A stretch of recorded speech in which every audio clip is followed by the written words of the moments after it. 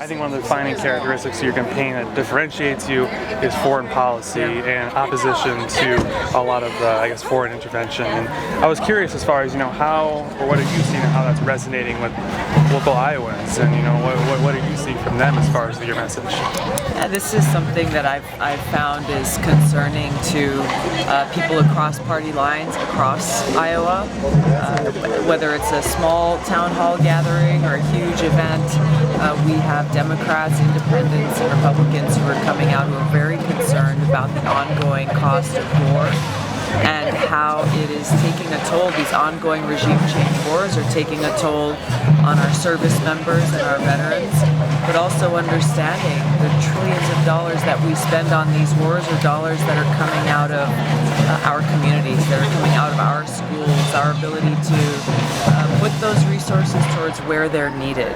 So I found that this issue really resonates with people across Iowa because they recognize that it's really central to everything else that we're concerned about. So obviously it's Labor Day today, and you're ready to march with, I guess, everyone in Labor Parade. Yeah. So, what do you see as, kind of the current issues facing people who are workers and labor, and how do you hope to, I guess, address, any, I guess, the concerns that they might have about the future or even the current economy? Yeah, well, you look at, Labor Day is really about celebrating America's workers.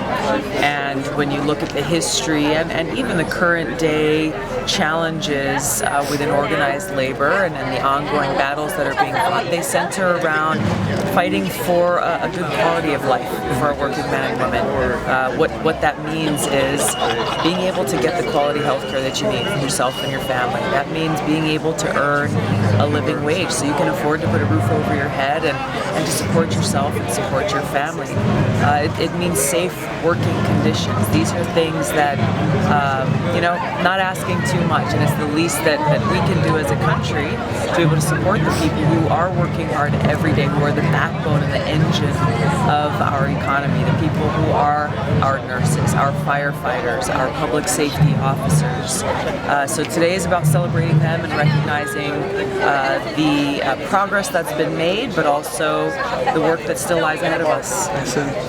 And then kind of finally, I think one of the interesting things I've heard recently about is just the whole structure of the Democratic debates and polling, and I mean, I think that you and others feel that you're a voice that they'd like to have on the debates, but there's that struggle of getting on the debates as well. Tell me about kind of this obviously the status of that and why you feel as though that you should be and it's an important presence to have on the debate stage. It really gets down to a couple of things. It's the message that we talked about. It's that message of the most important responsibility the president has is to serve as commander-in-chief. The experience that I bring to that responsibility of serving in Congress for nearly 7 years really focused on national security. On the Foreign Affairs Committee, on the Armed Services Committee, on the Homeland Security Committee, combined with my experience as a soldier. I'm still serving the Army National Guard now for over 16 years. I've deployed twice to the Middle East, and I've seen and experienced firsthand the high human cost of war. These experiences and this understanding and conviction that comes from that experience make me prepared to do that job on day one, to end these wasteful wars, end this new Cold War and arms race, and take those resources and invest them in serving the needs of our people.